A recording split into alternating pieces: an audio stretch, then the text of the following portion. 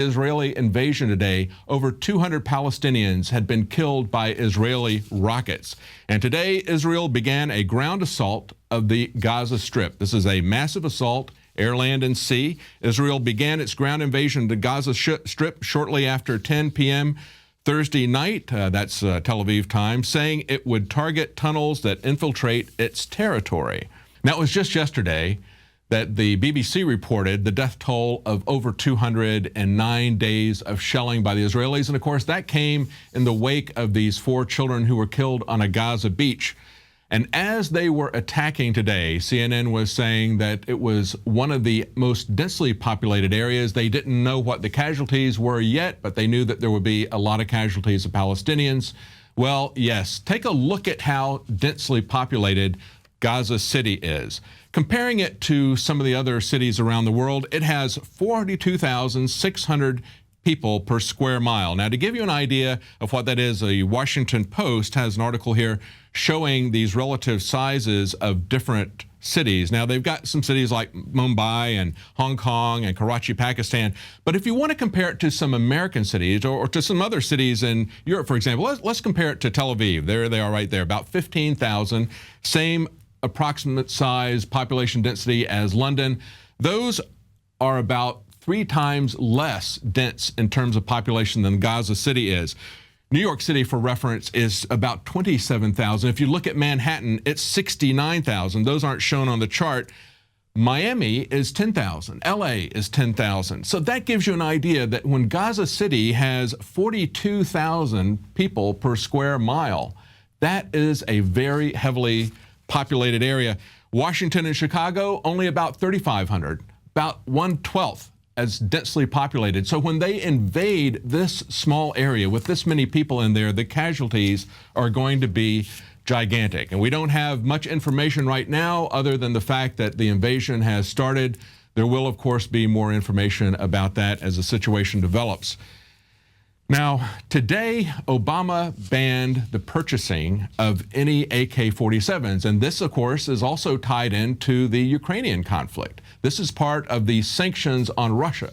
But there's something else to this that should cause us all some concern, and that is what the Treasury Department put on their site. Many of the sanctions are based on United Nations and other international mandates. They are multilateral in scope and involve close cooperation with allied governments, according to the Treasury Department. That, of course, is the article up on INFOWARS.com by Kurt Nimmo. And Kurt Nimmo also points out this. He said the criminalization of an entire line of foreign manufactured firearms is possible, they say, under, quote, national emergency powers. And there is no appeal process. This should frighten us a great deal. The fact that he could maintain that what is going on in the Ukraine, even before this airliner was shot down, constituted a national emergency, and that he could prohibit the purchasing of AK-47s, which happen to be the most effective weapon for a civilian population to protect itself because they are so forgiving of maintenance. They're very easy to keep using them. They take all kinds of abuse and they keep clicking. They're kind of like the Energizer Bunny of military rifles. Now, I think it's also interesting to look back about a year again, back to August of last year, 2013, a story by Kit Daniels, where the U.S. Army bought 600,000 Soviet AK-47 magazines. They're trying to get those magazines, I guess, off of the market, just like they're trying to dry up the market for other types of ammunition. So these are 600,000 magazines, each of them fully loaded. That means they've got 18 million rounds. And to try to give people an idea of just how large this would be, how heavy it would be, Kit Daniels, to put it in perspective, said all these magazines combined weigh more than 7 18-wheelers at the maximum legal weight of 80,000 pounds. In other words, that's a lot of magazines. And these were AK-47s. Now, it gets even more interesting because the federal government, in buying all of these AK-47 fully loaded magazines, is buying something that's not even being used by the U.S. military or by NATO. And now, of course, Obama has used an executive order to infringe on the Second Amendment, saying that what's going on in the Ukraine is already a national emergency. They're pushing for war, just as they pushed for war in Syria. We got them to back down last year. We need to get people to back off of this rhetoric that's being pushed by both Fox News and CNN and MSNBC. All the mainstream Mockingbird media is pushing that we need to do something about this. The Republicans and the Democrats are both trying to use this airliner going down as justification to come after Russia, to come after Putin, to expand the new Cold War into a hot shooting war. Now stay with us. Right after the break, we have a special report on something that's a little bit lighter. They're giving gorillas and polar bears Prozac in the zoos. Stay with us. We'll be right back.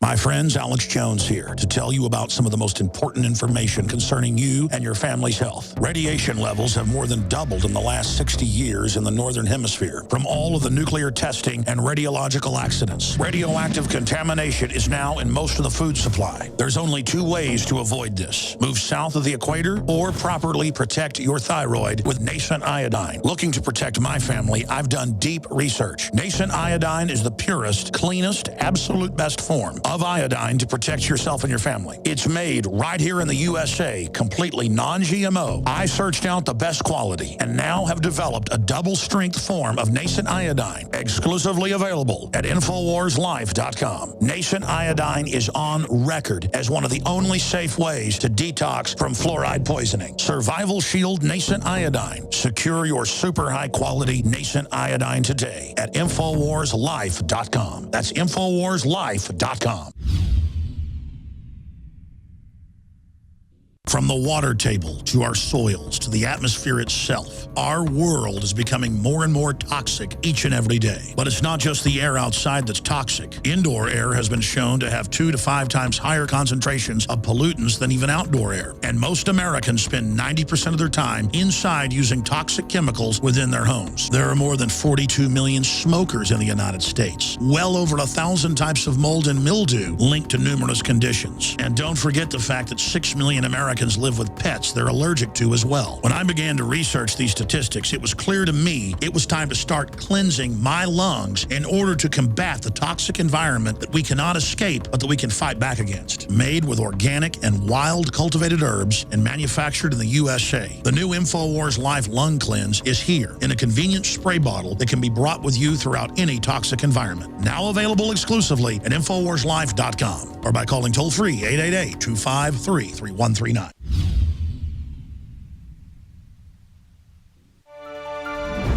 There's a new book that's come out. It's called Animal Madness: How Anxious Dogs, Compulsive Parrots, and Elephants in Recovery Can Help Us to Understand Ourselves.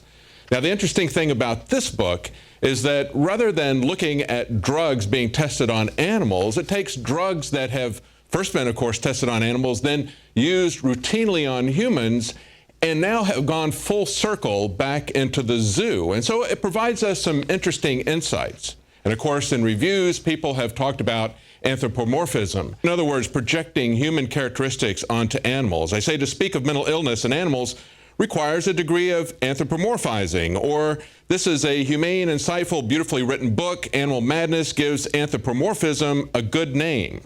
What about anthropomorphism in reverse? Yes, are we treating humans like animals? Let's take a look at a couple of the excerpts from the book, but before we do, there's also another school of thought in how we control animals, and that, of course, is the B.F. Skinner behavioral modification school. We use positive operant conditioning to control the animals. Skinner's techniques are actually a humane way to communicate with and to control animals. The problem arises with the reverse anthropomorphism, when Skinner starts to treat humans as animals, devoid of freedom and dignity. Of course, much of our government's interaction with everyone from children in schools to airplane travelers with TSA is based on positive operant conditioning. In other words, let me touch you wherever I want and I'll reward you with allowing you to get on a plane. Now, of course, the other popular way to control people is with pharmaceuticals. If Mr. McMurphy doesn't want to take his medication orally, I'm sure we can arrange that he can have it some other way. Brightman's book gives us some perspectives on that. Now, Thorazine, of course, was first tested on rats, and what they found was that even though rats could easily climb up a rope to get to some food, once they put them on Thorazine, they couldn't be bothered. Even when they knew a shock was coming on, they would just sit there. What happened when they gave Thorazine to a gorilla in the zoo? This is a gorilla that was going to have to be relocated to a very small cage for a period of 6 months while his usual habitat was repaired. So what they did to help him cope was what any good psychiatrist would do. They put some Thorazine in his Coke. What did that do for him? Well, the zookeeper said he shuffled back and forth across his cage with dulled eyes.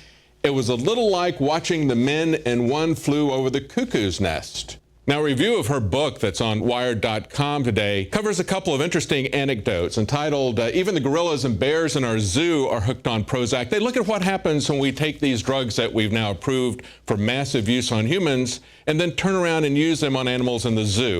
Gus, the famous polar bear from the Central Park Zoo, was put on Prozac because he was swimming for 12 hours a day.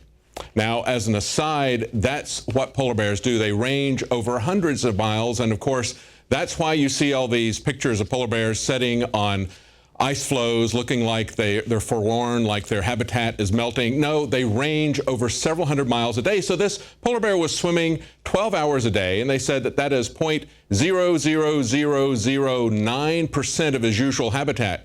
But of course, instead of giving him a larger habitat, which they couldn't do, they put him on Prozac to try to control his behavior. Now, some of the zookeepers who were using psychopharmaceuticals on these animals were curious if other zoos were doing the same thing. Half of the 31 institutions throughout the U.S. and Canada that responded to their survey had used psychopharmaceuticals on their gorillas. But here's the interesting thing about it. They said no one is going to admit it. Why are they ashamed of the fact that they're using psychopharmaceuticals on animals in the zoo, and they're not ashamed of using it on humans? And of course, that's the real question.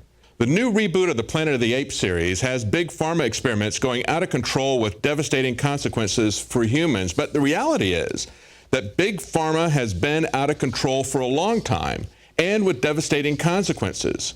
These drugs are now being prescribed even for animals in the zoo, are being used so prolifically on humans that they're showing up in our water supply as well. And of course, one of those consequences for society is the connection between psychopharmaceuticals and mass shootings. If the primates in the zoo are on Prozac, Zoloft, etc., just make sure you don't give them the guns. We know what those drugs motivate people to do.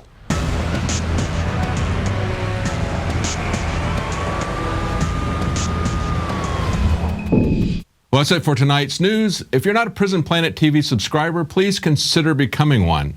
It not only helps to support our operation, but you can share it with up to 11 other people simultaneously. And this is a very critical time, a time of many manufactured crises. We have wars that are breaking out in the Middle East as well as in the Ukraine.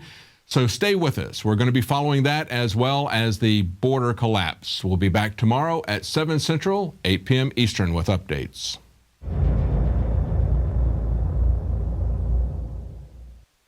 Celebrate the spirit of freedom and liberty upon which our nation was founded at INFOWARSShop.com. Molon Lave is ancient Greek for come and take it. This popular design combines both classic Greek Spartan imagery with modern M16 assault rifles. Now available in women's tees and proudly made in the USA. And now you can protect yourself from corrupt cops with the INFOWARS dash cam. It's your car's black box that records all that the driver sees and hears. And introducing the Block It Pocket. It renders your phone undetectable while protecting your private data and your health. Or take back your privacy and protect your personal information by getting your very own Detractor cell phone pouch. So get incredibly high-quality, freedom-based products and help fund the revolution at INFOWARSShop.com. You are watching the INFOWARS Nightly News, which airs 7 p.m. Central at INFOWARSnews.com. Members can share their passcodes with up to 11 other people, and your support is helping us defend liberty worldwide.